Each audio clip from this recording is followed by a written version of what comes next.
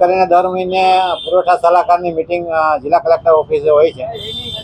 એટલે આજે પણ પુરવઠાની મિટિંગ હતી અને એમાં હાજરી આપવા માટે રાજકોટ ચેમ્બર ઓફ કોમર્સના પ્રતિનિધિ તરીકે હું ગયો હતો.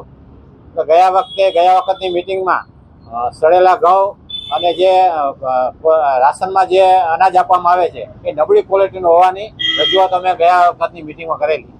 એટલે આ વખતે મને કલેક્ટર સાહેબે કીધું કે તમે બહાર નીકળી જાઓ. તો મેં દલીલ કરી કે ભાઈ સાહેબ તમે કેમ મને બહાર કાઢો છો? તો કે પ્રતિનિધિ નહીં ચાલે, પ્રમુખ જ ચાલશે.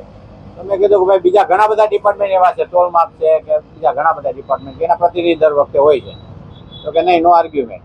એટલે આનો મતલબ એવો કે મિટિંગમાં માત્ર હાઈહાજ કરવાની, બોલવાનું નહીં, પ્રજાના પ્રશ્નો ઉઠાવવાના નહીં. રાજકોટ ચેમ્બર ઓફ કોમર્સના પ્રતિનિધિ તરીકે હું લોકોના પ્રશ્ન જ્યારે રજૂ કલેક્ટરમાં કર્યા તો કલેક્ટરને આ ગમ્યું નથી. એ ખરેખર અધિકારી તરીકે એ વ્યાજબી નથી. અધિકારીએ બધાને સાંભળવાના હોય છે અને પછી એનું સોલ્યુશન લાવવાનું હોય છે.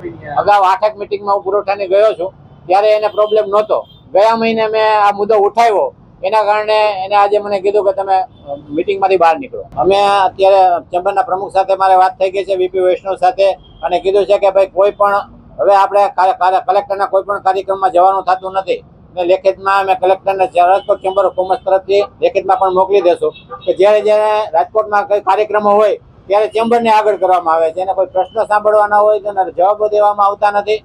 આ ખરેખર ગેરવ્યાજબી છે. પ્રજાના પ્રશ્નોને વાચા આપવા માટે આ મિટિંગો હોય છે, પરંતુ માત્ર નાટક જ મિટિંગનું થાય છે. કોઈ જવાબો કે કોઈ એનું સોલ્યુશન આવતું નથી. તો આવી મિટિંગનો કોઈ અર્થ રહેતો નથી.